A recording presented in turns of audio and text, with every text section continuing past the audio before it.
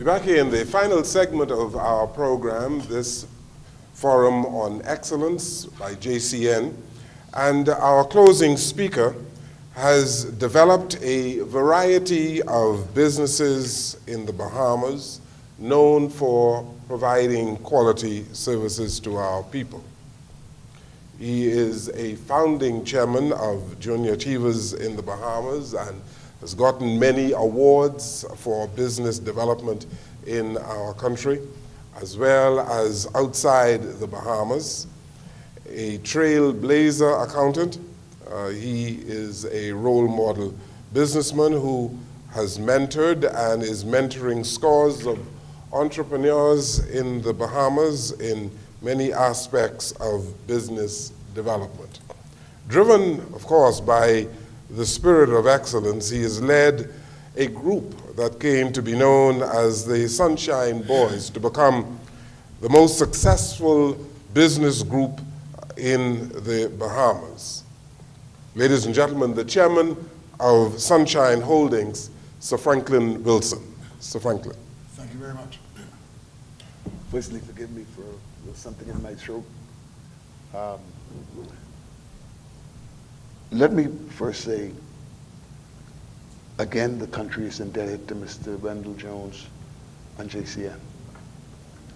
I could not agree more with all those speakers who have spoken before in terms of identifying the search for the deepening of the spirit of excellence as probably the most significant national imperative we face. You know, not very long ago, Mr. Saul Kersner, I think he made the remarks at his opening of phase 2 of Atlantis, said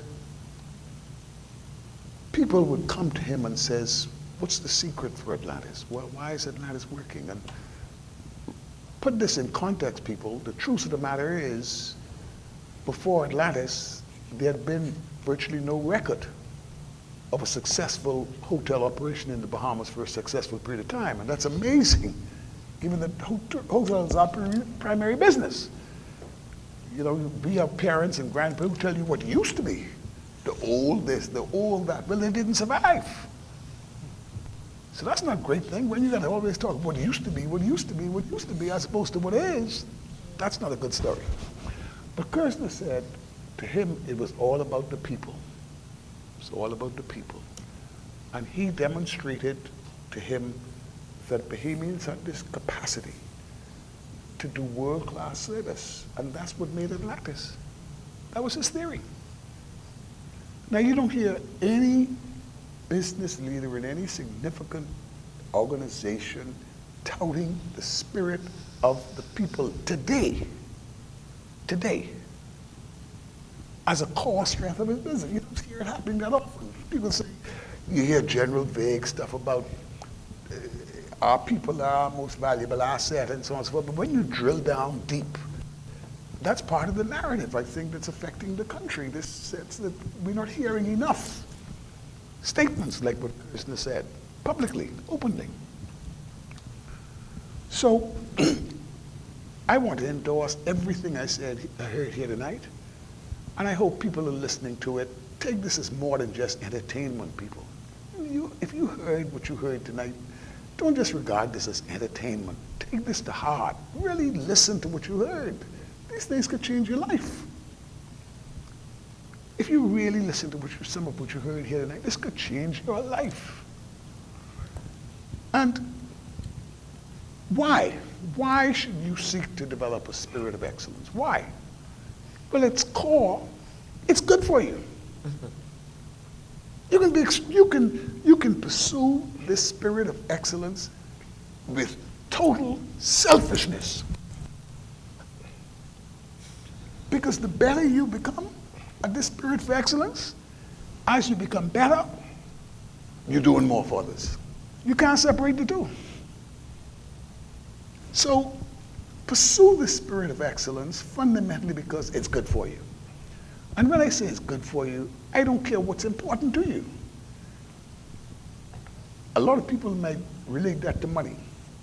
I don't necessarily relate it to money, but if you do, I guarantee you're going to make more money. if you have a spirit of excellence. You're gonna get more salary, you get more tips, you get more bonus. In whatever form you are paid, you're gonna get more money. If money is a driver for you, if you have a spirit of excellence. If for you, good relationships are important, you're gonna have better relationships if you have a spirit of excellence. So however you skin the cat, the bottom line is pursuit of a spirit of excellence is good for you, and that's the core reason why you should do it. Now, in terms of how you do it, you've gotten some excellent suggestions here tonight. Really very good thoughts. I mean, you know, see, the beauty of this forum is that you're hearing from people who are giving you practical, sound advice. You know, this ain't airy-fairy stuff. You know, you heard stuff here tonight that was real and practical. And any number of speakers spoke about one thing which I think everyone listening would probably agree with, and that was the importance of discipline. Mm-hmm. Everyone in one form or another spoke of discipline. Mm-hmm. But you know, what I find a lot of people mention discipline, but do not really, in my view, have a clear understanding of what discipline is. And I heard it from Archbishop Drexel Gomez, and I've taken this to heart. What is discipline? What is discipline? Let me give you an example. Police officers. You expect police officers to have discipline. Dr. Han, is that a reasonable point? You expect what? If police officers have discipline, why is it that if you ask every police officer in this country to find you $1,000 of personal savings that they don't have to go borrow, a very small percentage of them could do that? Why? These are men and women trained to be disciplined. And in certain respects, they are extremely disciplined. But in other parts of their life, they're extremely non-disciplined. And the reason is because so often we miss the point of discipline, which is we have to be prepared to defer gratification. Mm-hmm. We have to be able to say, I don't have to have it right now. I can wait. I don't have to have it right now. And I'm telling the people who are watching this program, if you get to the point in your life where you operate on the basis, I don't have to have it right now,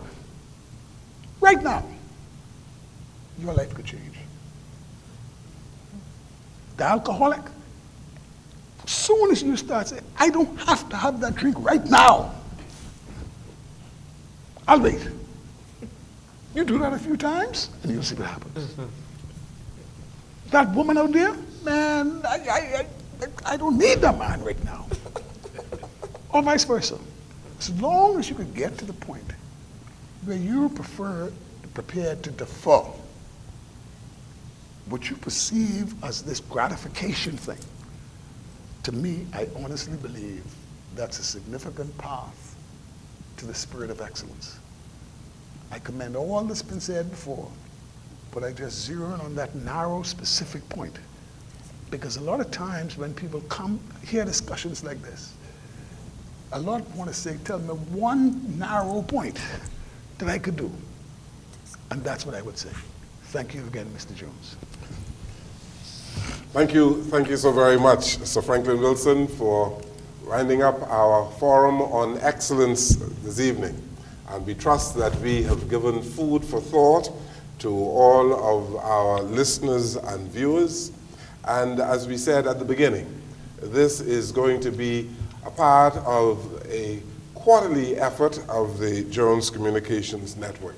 And so we'd like to thank all of our panelists this evening, Mr. Gowan Bow, Andy Knowles, Gil Kassar, Chanda Sands, Yvette Brown, Dr. Chaswell Hanna, Dina Ingram, Dr. Carlton Watson, Renee Burrows, and of course, Sir Franklin Wilson. Thank you for watching and listening to our program this evening.